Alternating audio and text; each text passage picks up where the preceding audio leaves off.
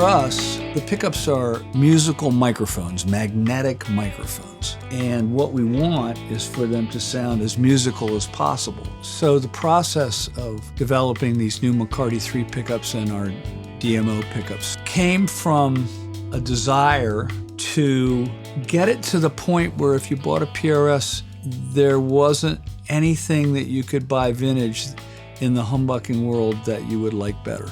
After 2.5 years of R&D, PRS is proud to introduce 2 new humbucker designs, the vintage style McCarty III and the modern style DMO. My name is Chuck Lenderking. I've been at PRS for 16 years.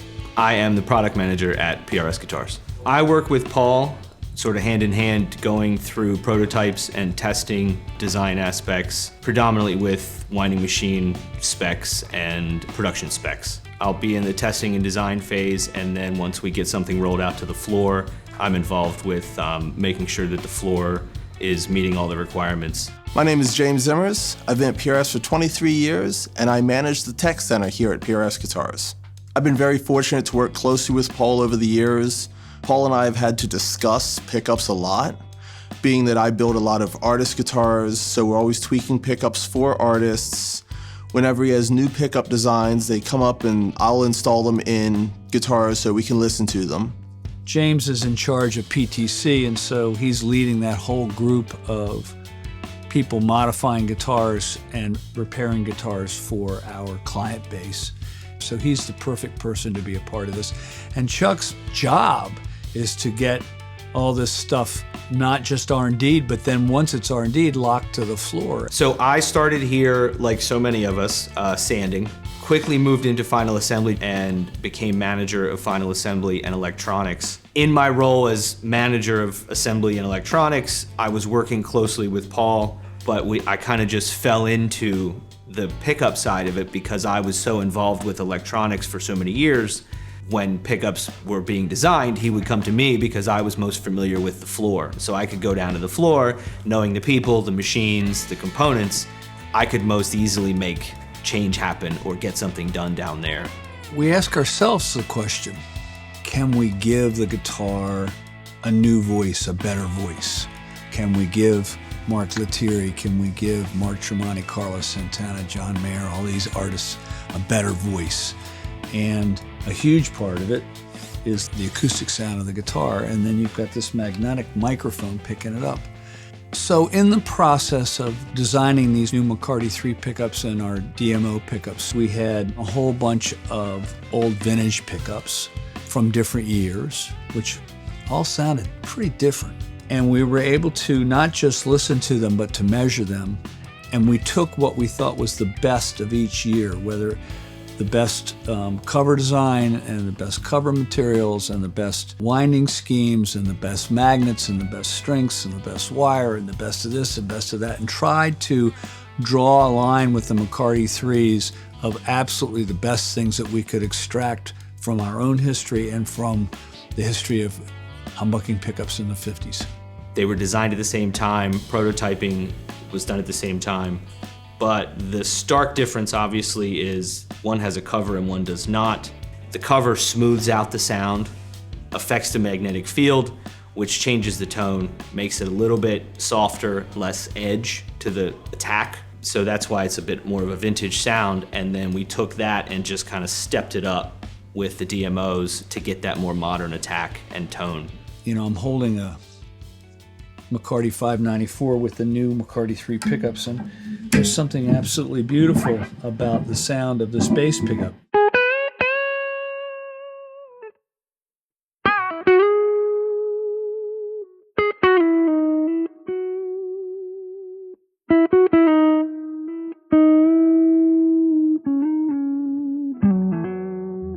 There's a beautiful bass in the low notes.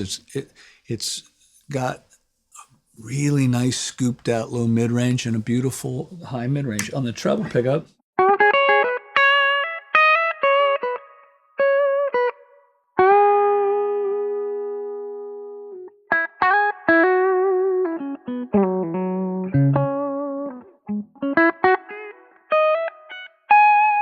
I'm going to try and play it a little bit distorted. I'm going to turn it on distorted for a second.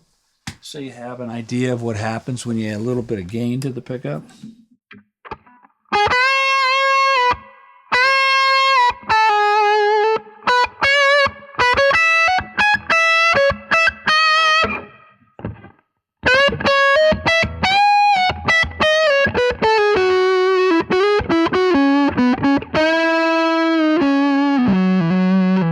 You know, it's interesting. We're sitting in a lot of high-end recording studio gear.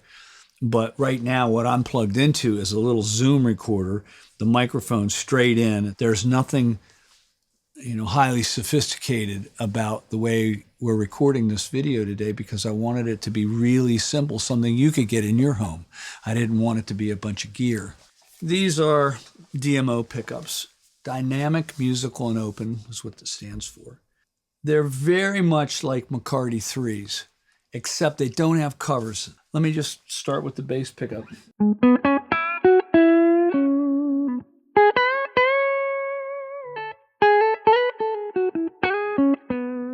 Treble pickup.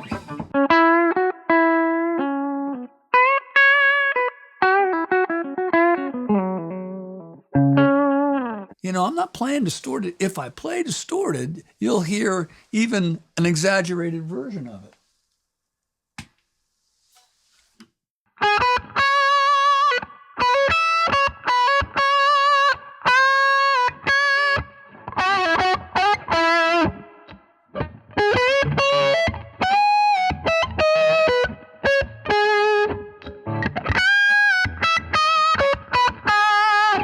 A lot of high end and good high end.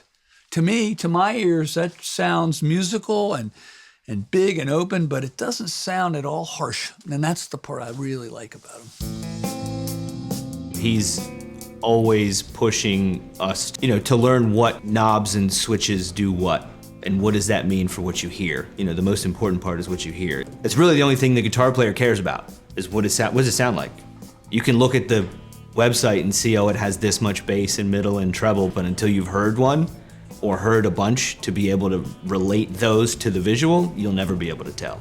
When building a pickup, there are a lot of things you have to consider. Everything from the type of base plate to the output wire to the cover material all makes a difference. There are probably more than 100 different factors that will change how the pickup sounds. If you just take the coil wire itself as an example, that's just one piece of building it. You've got the diameter of the core wire, the thickness of the coating on the wire, the material the wire's made of, the material the coating's made of, how tightly you wind it, how spaced out the winds are between each other, how many turns there are per layer, how tight you pull on it while you're winding determines how much you stretch it out, which will change the resistance. That'll change basically the entire pickup. There's magnets in there. There's how strong the magnet is. There's the way you potted the pickup. There are so many parameters that when you're making a pickup that you can have 50 pickups that look the same, they all sound different. On a day-to-day basis, I will meet with Paul and we'll go over whatever specs he's got in his mind for building a prototype. I will then put that in a spec sheet form, and then I'll deliver that down to electronics so that they can actually produce it. Once it's complete, I'll take it from the floor and bring it up to our testing area, put it on our scope, do a frequency response. I'll print that out, get that data together for Paul. I will then list out everything that was done, all the steps that were taken on the floor so we know exactly how it was produced, so we can make any changes we need there. I'll present that data to Paul and the R&D team, and it usually ends up with Paul sitting down. There's a bunch of us around, engineering, sales, marketing, and he'll play it, and then everybody kind of gets a turn to sit down and play. We could slide those pickups directly into a test guitar like the one behind me and try them immediately. Same set of strings, same electronics, same everything. So the only change was that pickup. So we could really hear the difference in what we were changing. It's important that we can put it in and take it out and put it in and take it out and put it in and take it out without spending 15 minutes wiring a guitar. We don't finish with the alligator clips and go, well, now we've got to put it in a real guitar and we got to try it. Nah, that thing tells us the truth. Once we have it, we got it. Paul has a certain way of playing. Other members of the new products engineering team have their own way of playing. Paul plays it, it sounds great. Somebody else plays it with a different technique, and it sounds a little bit different. I remember at one point we had a set of pickups that we dug. They were sounding really, really good. And then I grabbed the guitar, down-tuned it, and all of a sudden we realized that we had to go back to the drawing board because it just wasn't giving the breadth that we wanted out of a low-tuned guitar. There are 2 amps that we use regularly. One of them is industry standard Fender Deluxe Reverb, because everybody knows what that is. And the other one we use is a 2-channel PRS amp. And so between the distortion tone in the PRS and the dead clean tone in the PRS and the dead clean tone in the Deluxe, which breaks up just a little bit, we have a really good idea what it's going to sound like in the field. We'll listen to it, play through it, and then kind of go, okay, what do we think? What don't we like? What do we like a lot? How do we want to change that? So every little change that we made, we would build a new pickup, we'd come and sit down, and we would listen to that pickup. Luckily, we work at the factory, we build our pickups here, so we could make notes and have a new pickup within an hour or so.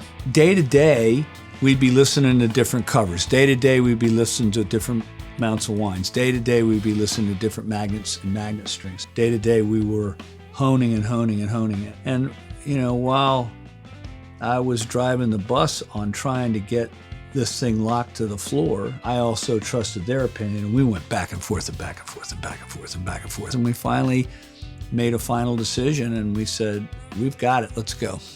Ultimately, it's Paul's decision. His name's on the building, but it is more of a group discussion than just him going, nope, that's it. When I have ideas, he is completely open to sitting down and discussing them. If he finds something interesting, he wants to know about it. He always finds something to latch onto in another opinion and explore that. With a pickup with this many components and all the variables, hitting a pretty tight tolerance window is tough to do. The fact that we can do it consistently and repeat it is a testament to the production environment and the team that Paul has built, the quality and efficiency that we put in place. Once we get the specs the way we want, we got to make sure it's the same every single time. You don't want it to be different on Tuesday than on Friday. I believe these are the best pickups we've created so far in the vintage style covered pickup and the modern style uncovered pickup. Myself, I can't wait to get my hands on a guitar that have a set in them. My next guitar is gonna have a set of McCarty IIIs in it. I prefer the more modern style, the DMO, just because I play stuff that's more modern sounding, a little bit more high gain, metal type stuff, less bluesy stuff. Whether you have a McCarty III or a DMO, at the end of the day, we want you to be happy with your pickup. Whether you have a modeler, an amp, you're in the studio, live, no matter the type of music you're playing, you should be happy with this pickup. The whole team at PRS has worked incredibly hard for our 2025 line. We're proud of what's coming, and we hope you check it out. We think it's really going to be not just worth it for us, but worth it for you.